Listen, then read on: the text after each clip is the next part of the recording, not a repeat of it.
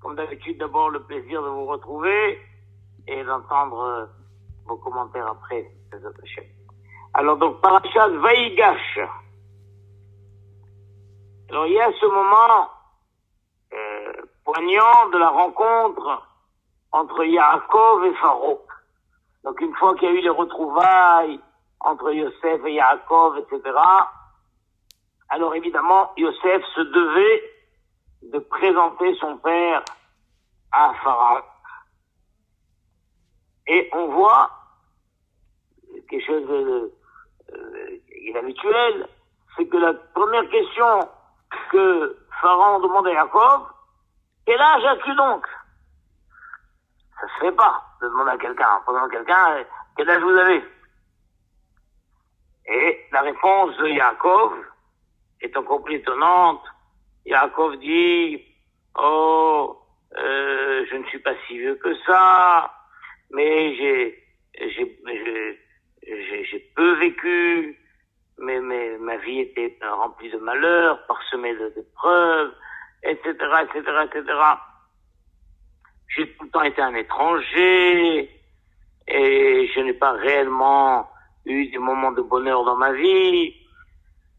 Et alors le Midrash dit que lorsque Yaakov Avinu s'est plaint comme ça devant Pharaon en disant mes années sont peu et mauvaises, et que beaucoup lui a dit comment?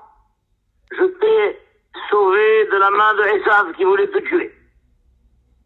Je t'ai sauvé de la main de Lavan qui voulait aussi t'exterminer. Je t'ai restitué ta fille Dina après l'épisode terrible qu'elle. Tu as fini par retrouver en fin de compte ton fils Joseph. Et tout est bien qui finit bien. Et toi, tu te plains et tu dis que ta vie a été une suite de malheurs, les uns après les autres. Alors je te promets que le nombre de mots qui ont été prononcés, alors chaque mot diminuera 1 an de vie. Et effectivement, c'est comme ça que Yaakov Avinu, en fin de compte, n'a vécu que 147 ans. Et il a perdu 33 ans par rapport aux années qu'il devait vivre. Car nous savons que les 3 patriarches, Abraham, Isaac et Yaakov, tous les 3 devaient vivre 180 ans. Abraham Avinu, en fin de compte, n'a vécu que 175 ans, il a perdu 5 ans. Pourquoi? Parce que Hachem a préféré le retirer de ce monde avant qu'il ne voie son petit-fils Esav sortir du droit chemin et faire toutes les avérotes qu'il a fait. Yitzhak, bon, Hachem n'a rien perdu, il a gardé intact son crédit de 180 ans. Et Yaakov a perdu 33 ans de sa vie. Alors le Rav Shmulevitch dit, mais quand on compte tous les mots, pour arriver à 33, il faut aussi inclure les 8 mots de la question de Pharaon. Il y a marqué Vayomer, Pharaon, El, Yaakov, Kama, Yeme, Shane, Hayra, 8 mots. Donc pourquoi les mots de la question font partie de la punition? Et donc c'est ça la grande réponse. Comme on a dit, mais ça ne se fait pas de demander à quelqu'un quel âge il a. Mais en vrai, Yaakov Avinu paraissait tellement vieux, ses cheveux, sa barbe tellement blanche, tellement vieux que Pharaon n'a pas pu retenir ce cri d'étonnement de dire, oh, mais quel âge as-tu? Eh bien, puisque l'attitude de Yaakov Avinu, non seulement dans les mots qu'il a dit dans sa réponse, Akadosh Baruch Hu n'a pas accepté qu'un juif puisse répondre de cette manière, mais le fait même que toute son attitude a provoqué la question de Pharaon, le fait que le blanchissement de la barbe, le blanchissement des cheveux a provoqué la question, ça aussi, c'est inclus dans la punition. Pourquoi? Et Rav Shmulevitch nous dit une chose incroyable. Ki ilule she'aya Yaakov margish betzarotav, si Yaakov Avinu n'avait pas ressenti à ce point tous les malheurs qui se sont abattus sur lui. Lo aïta zikna kofetzet alav. La vieillesse ne se serait pas abattue sur lui de cette manière, avec cette telle ampleur. Et c'est pourquoi Akadosh Baruch Hu lui demande des comptes. Incroyable. Non seulement Akadosh Baruch Hu lui demande des comptes sur les mots qu'il a prononcés, mais sur le fait même que ça s'est vu sur lui. Le fait même qu'il paraît tellement vieux, tellement blanchi. Mais ça, on pourrait dire, c'est pas de sa faute. Ça dépend pas de lui. Et Barachon, il dit, oui, ça dépend de lui. Hachem lui dit, mais qui t'a dit de prendre avec une telle ampleur les malheurs qui te sont arrivés? Qui t'a dit? Il fallait les prendre avec plus de recul, avec plus de détachement. Le fait que tu les as pris avec cette puissance, ça a accéléré ta vieillesse. Et le fait d'accélérer ta vieillesse, ça a provoqué la question de Pharaon. Et sur tout ça, je t'en veux. C'est incroyable. De là, on apprend quelque chose d'incroyable. C'est que l'homme a en lui, en fait, la force de décider avec quelle ampleur il reçoit les malheurs qui lui arrivent. Il peut décider de les prendre avec recul, avec détachement. Pourquoi pas, je vais exagérer, avec humour. Et tout dépend. C'est-à-dire, je crois que je vous ai parlé de ça une fois. La souffrance, elle est tout le temps totale. Il n'y a pas une demi-souffrance. Mais l'ampleur de la souffrance dépend de l'homme. La souffrance, c'est comme un gaz. Imaginons, on fait un trou dans un mur et on injecte un gaz à l'intérieur de la salle. Quelle que soit la quantité de gaz, elle remplira toute la salle. On va pas dire qu'un peu de gaz remplit un tiers de la pièce. Une autre dose de gaz remplit le deuxième tiers. Une troisième dose remplit le troisième tiers. Non! Quelle que soit la dose de gaz, elle remplit toute la pièce. Seulement, s'il y a un peu de gaz, alors ça se sentira pas beaucoup. S'il y a des gens qui sont à l'intérieur de la pièce, ils auront peut-être un petit picotement dans les yeux ou une petite toux comme ça. Et plus on met du gaz, plus c'est ressenti, plus c'est ressenti, plus c'est ressenti. Donc forcément le gaz remplit la pièce. Il est total. Mais l'ampleur dépend combien on va mettre de gaz. Eh bien la souffrance aussi c'est comme ça. La souffrance, elle remplit l'être humain. Mais c'est à lui de mesurer l'ampleur de cette souffrance.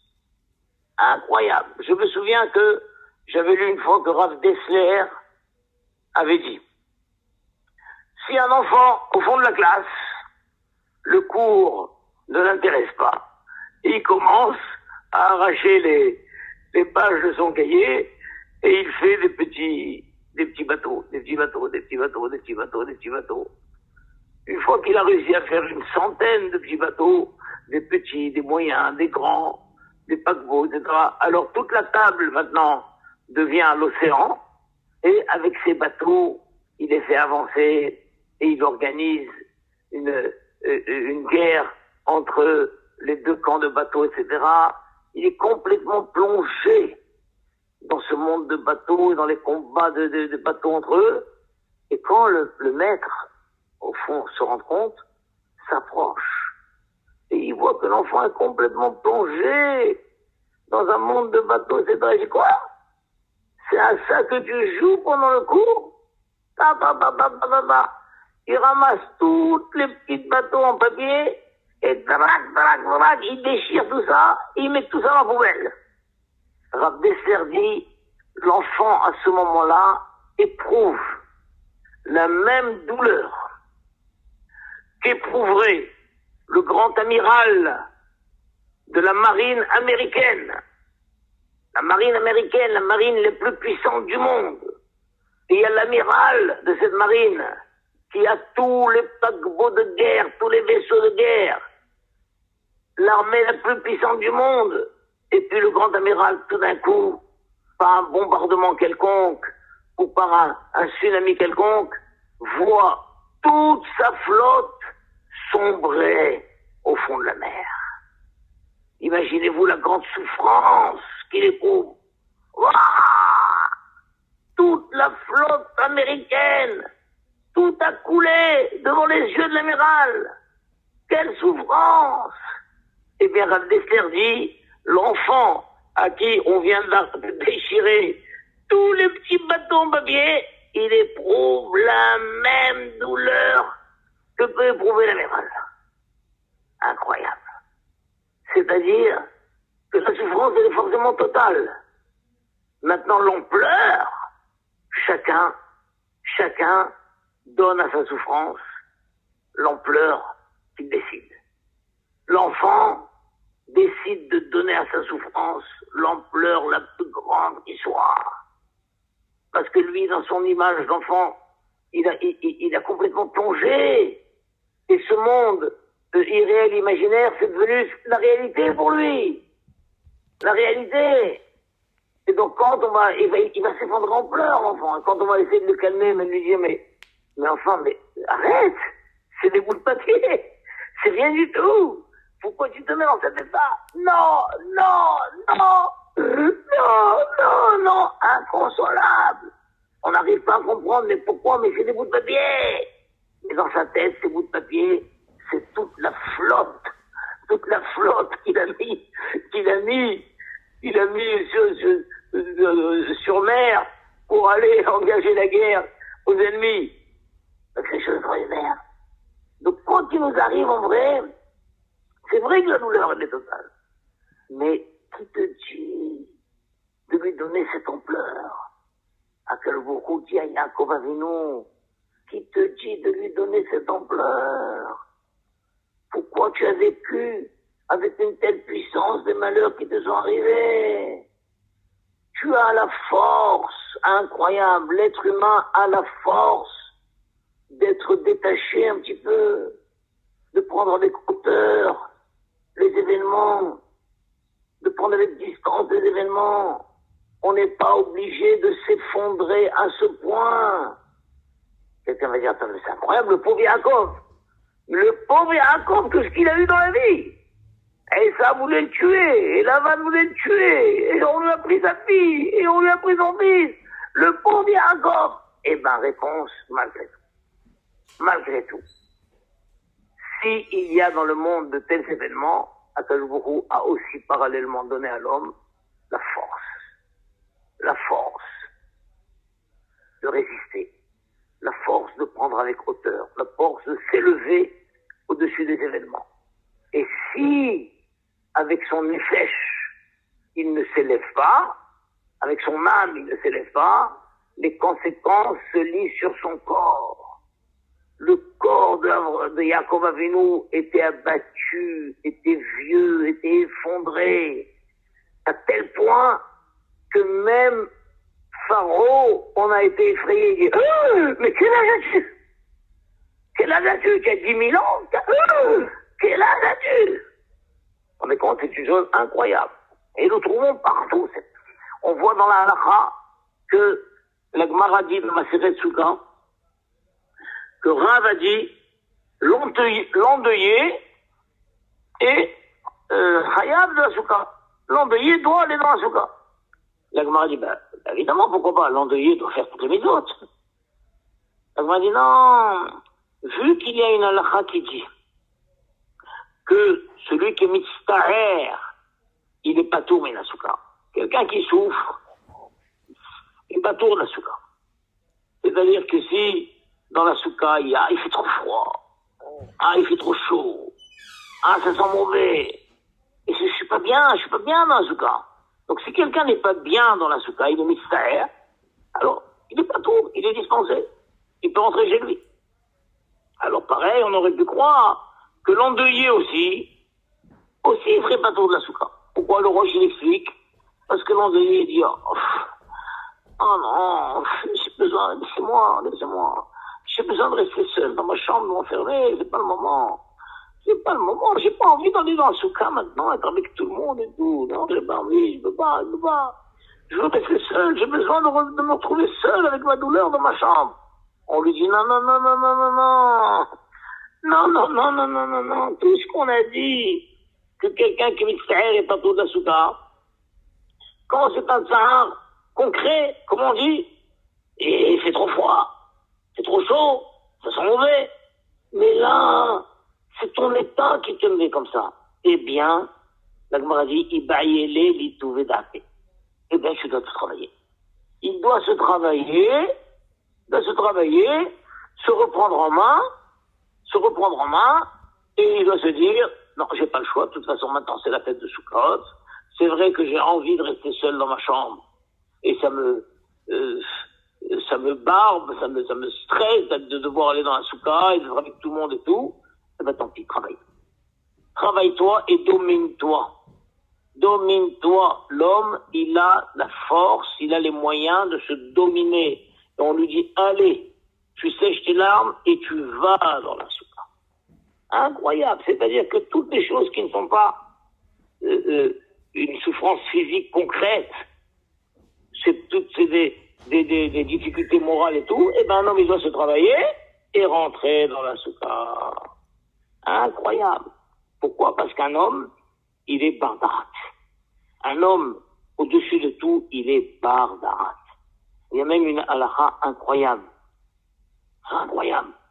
C'est que si quelqu'un a frappé, a attrapé, parce que c'est que si quelqu'un a attrapé un homme et l'a frappé au niveau de l'oreille, ou il l'a attrapé et il lui a sonné un coup de trompette dans son oreille. Et à cause de ça, il a rendu sourd. Alors il doit lui rembourser tout le prix de ce qu'il lui a fait.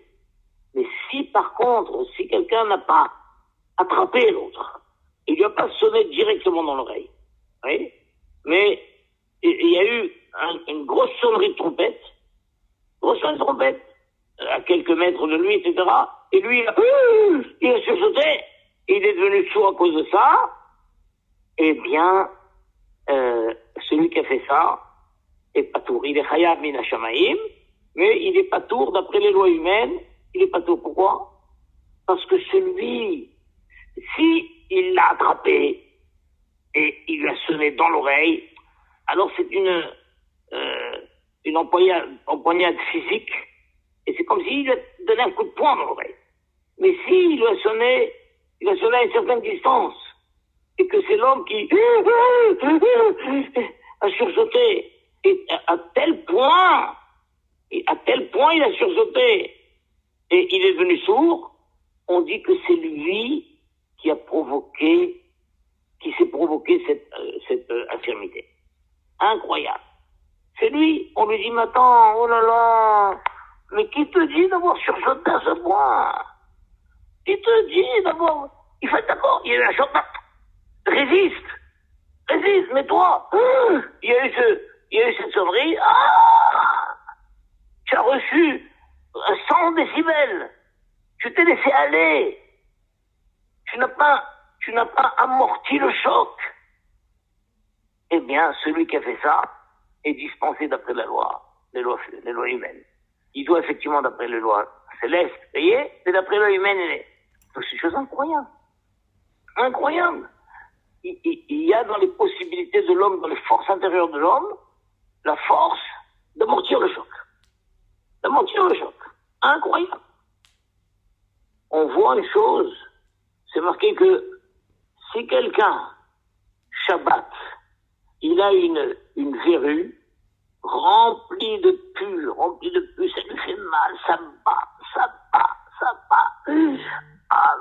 Qu'est-ce qu'on fait dans ces cas-là? On fait un petit trou et on sort le pu. Une fois qu'on a sorti le pu, ça soulage. Quand il a un panari comme ça, on extrait tout le pu, ça le soulage. Et bien même Shabbat, il aura le droit de faire ça. Parce que la douleur est insoutenable. Mais d'un autre côté, si quelqu'un voit sa maison brûler Shabbat, devant ses yeux, il a envie de prendre l'extincteur et d'éteindre. On lui dit non, c'est Shabbat. C'est Shabbat. Et il est là, il est debout, et il voit sa maison brûler devant ses yeux. Mais comment? La semaine dernière, on m'a permis de crever la verrue, parce que la douleur est insupportable. Mais là aussi, la douleur est insupportable. Il voit sa maison brûler devant lui, la douleur est insupportable. Non. Là, c'est une douleur morale. Tu as de quoi te travailler. Tu as la force de te travailler. Prends ça avec recul. Sois au-dessus de l'événement. Quand la douleur est physique, on va pas te dire, mais arrête de crier, ça fait pas mal. Mais ça fait mal. Mais ça fait mal. Oh, t'es capricieux, ça fait pas mal. Mais non. On sait que ça fait mal. On sait que c'est une douleur insupportable. Alors on lui permet d'ouvrir la verrue. Mais quand la douleur elle est morale, alors il n'y a rien qui soit insupportable. Il n'y a rien qui soit insupportable. Tu as la force de te dominer et de dire, il y a des choses qui se passent dans le monde. Et tu as la force de le prendre avec recul. C'est incroyable. Donc Yaakov Avinu, avec tout ce qu'il a eu, Hachem dit, qui t'a dit de vivre ça avec une telle ampleur? Tu as pris tout à puissance 10 millions, à tel point que ta vieillesse s'est abattue sur toi, à tel point que ça s'est vu chez les autres. Et Pharaon, la première chose qu'il a vue, c'était ça. Pourquoi? Quel chilou Hachem lui a dit quel Hachem. Toi, tu es un Ben Israël, toi, tu es un patriarche. C'est ça l'image que tu as montrée à Pharaon. Incroyable. On voit d'ailleurs, il y a une chose incroyable. Il y a un Bachour qui a demandé à Rav Silberstein. Il lui a dit, Rav, je suis très embêté. Je veux aller à la yeshiva. Et mon père est opposé. Et moi, je veux étudier la Torah, je veux étudier la yeshiva. Et mon père m'a dit, si tu vas à la yeshiva, je fais une crise cardiaque et je meurs. Donc il a demandé au Rav, qu'est-ce que je fais? Si je vais à la yeshiva, mon père me menace, entre guillemets, de faire une crise cardiaque et de mourir. Le Rav Silberstein lui a dit, d'abord, ton père ne va pas mourir. T'inquiète pas. Va à la yeshiva. Et deuxièmement, il lui a dit, et si maintenant ton père fait une crise cardiaque et qu'il meurt, ce ne sera pas toi qui l'as tué, c'est lui qui s'est tué lui-même. Quand quelqu'un dit, si tu fais ça, je vais faire une crise cardiaque et je vais mourir, eh ben c'est lui qui s'est tué lui-même. Et il dit, tu auras ma mort sur la conscience. Non, tu n'auras pas sa mort sur la conscience. Tu n'auras pas sa mort sur la conscience. Parce que s'il fait une crise cardiaque et qu'il meurt, c'est lui. Il est d'accord, il n'est pas d'accord que tu ailles à l'Yeshiva. Mais qui lui dit de prendre ça avec une telle ampleur jusqu'à ce qu'il fasse une crise cardiaque et qu'il meure? Incroyable. Et donc, quand une personne a dit au Bachour, tu peux aller à l'Yeshiva. De là, on apprend combien sont grandes les forces de l'être humain. Et l'être humain, a des forces à l'intérieur de lui qui ne soupçonne pas. Et des fois, ces forces, il ne les découvre qu'en présence d'un grand malheur, d'une grande épreuve. Et il voit qu'il a la force de résister. Et des fois, quelqu'un dit, franchement, je ne savais pas que j'avais en moi les forces de me remettre d'une telle épreuve. Si on m'avait parlé avant, j'aurais été persuadé de m'effondrer et de mourir. Et pourtant, je suis encore vivant, et je suis debout, et je tiens. Je ne savais pas que j'avais en moi de telles forces. Incroyable. Les forces, et c'est incroyable, les forces de l'âme de l'homme sont tellement fortes qu'elles agissent sur le corps. Elles agissent sur le corps. Il y a même un passage qui dit que Ruach Hashem techalkeu mecholio, le moral d'un homme va le soutenir dans sa maladie. Donc si quelqu'un a une maladie, il apprend un diagnostic terrible. Et sous le diagnostic il s'effondre, alors la maladie se développe. Mais si il résiste, il ne s'effondre pas, il dit, on va la voir, je vais me battre. Et puis de toute façon, et quoi qu'il arrive, etc., etc. Avec son moral, il peut guérir. Le médecin après dit, mais vous avez fait quelque chose? Vous avez fait quelque chose? Il n'y a plus de trace de maladie. Vous êtes allé voir un confrère, vous avez pris un traitement? Non, docteur. C'est mon moral. Je me suis pas laissé abattre. Je me suis pas laissé abattre et mon moral a agi sur mon corps. C'est une chose incroyable. Le moral, il agit sur le corps. Donc ça, comme je vous l'ai dit à Yaakov Avinu, maintenant tu te plains d'être vieux, d'être terrassé. Mais c'est pas l'épreuve elle-même qui a fait ça. C'est pas l'épreuve qui a eu cette incidence sur ton corps, c'est ton moral. Tu as laissé ton moral agir sur ton corps. Et ton moral a fait que la vieillesse s'est abattue sur toi. À tel point que même Pharaon, il en a été effrayé. On est compte, c'est une chose incroyable. Le moral, Akadosh l'a donné à l'homme, un outil merveilleux, un bonus merveilleux. Quelles que soient les épreuves physiques qu'un homme peut avoir, Akadosh lui a dit, mais je te donne le plus grand antibiotique qui soit. Le plus grand antibiotique, le plus grand remède qui soit, c'est le moral. Le moral, la manière d'appréhender tout ce qui arrive. Et ça aura une incidence sur le corps.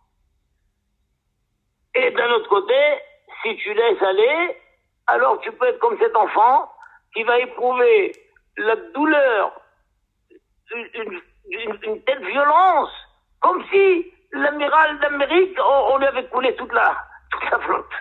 Toute la flotte. Tout est entre les mains de l'homme. C'est une folie. Je vous avais raconté une fois ça, que ce fameux Jerry, il a fait une chute, il est devenu hémiplégique, etc., complètement paralysé.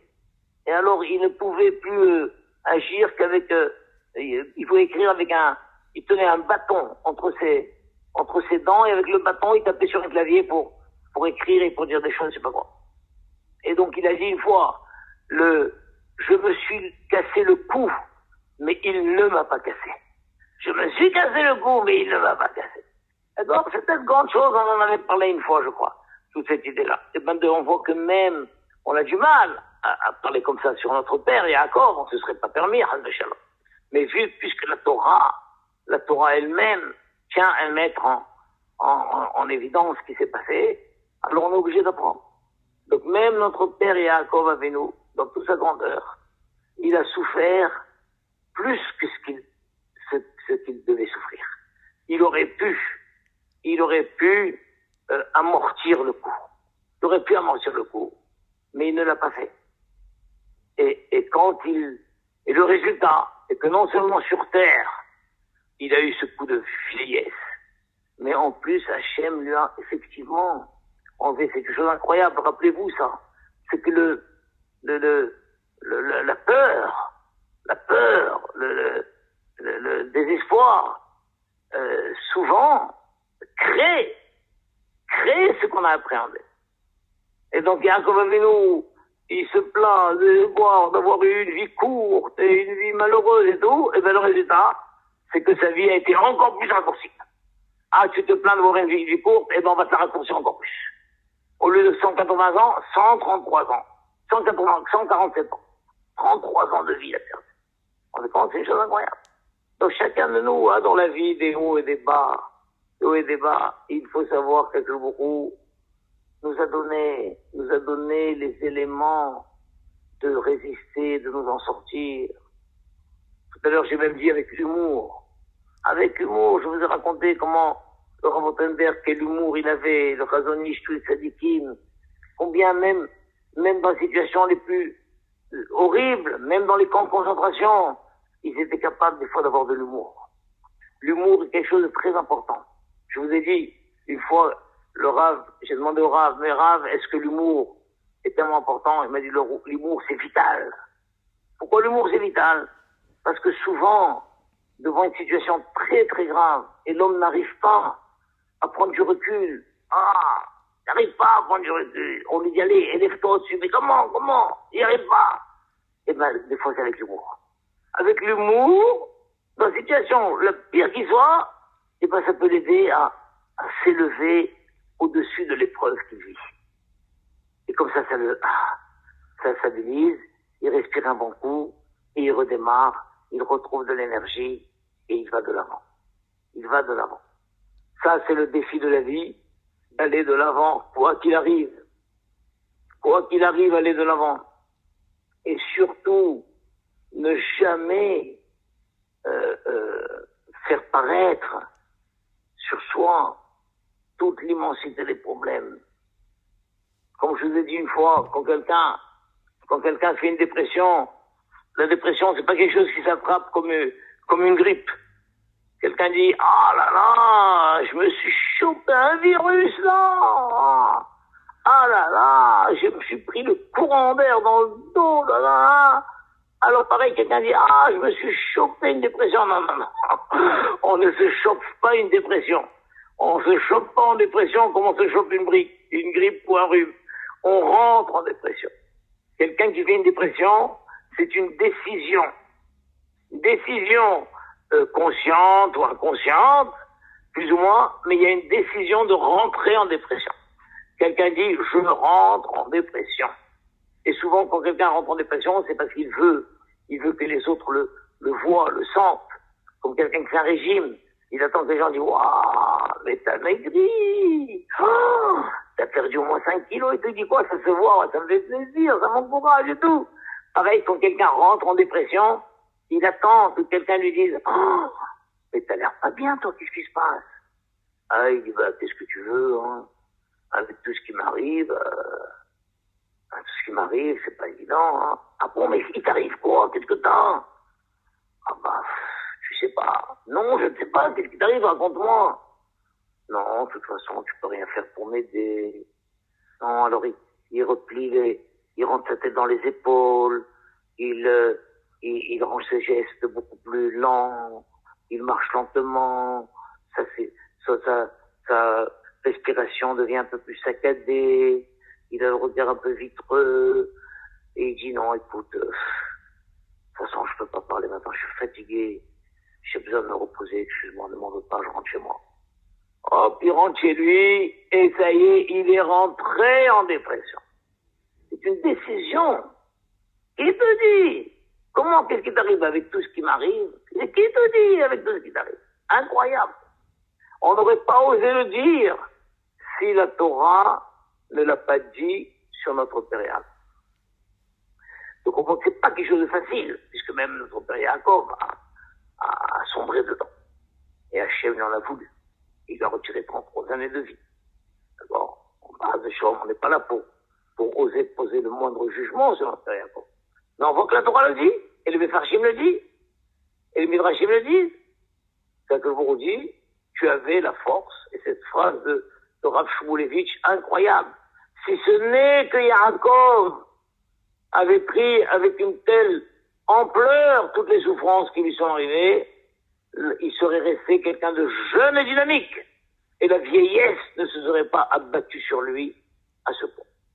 Voilà, Be'ezrat Hashem, qu'Hashem nous donne la force de comprendre que nous avons les forces de dominer toutes les situations. Dominer toutes les situations, et que même le corps, qui a priori reçoit le coup, eh ben le corps aussi peut résister. Comme on a dit, si c'est un coup physique, l'autre bonhomme il a attrapé, il a saisi, il pouvait pas se sauver, il lui a sonné dans l'oreille, là c'est un coup physique. Mais s'il a sonné de loin, et que c'est lui qui s'est effrayé à tel point qu'il en a perdu lui, eh ben tant pis, c'est lui qui est coupable de son handicap. Incroyable, non? Voilà, bracha ve'atzlacha, j'espère que j'ai bien expliqué, et qu'Hachem nous donnera tous les forces de résister dans toutes les situations, surtout avec ce qui se passe dans le monde maintenant. Avec ce qui se passe, je vous en ai parlé, le corona, le virus qui a muté, tout ça et tout, on ne sait pas. Le monde est dans une panique avec ce qui se passe en Angleterre. Le monde est dans une panique incroyable. Les seuls qui résisteront à cette panique, ce sont les Bnei Israël, avec le corps à Torah, le corps de l'Aïmouna, et en étant conscient qu'Hachem nous a donné dans notre nefesh les forces de résister à toutes ces situations. Bracha ve'atzlacha, Shabbat Shalom mes amis.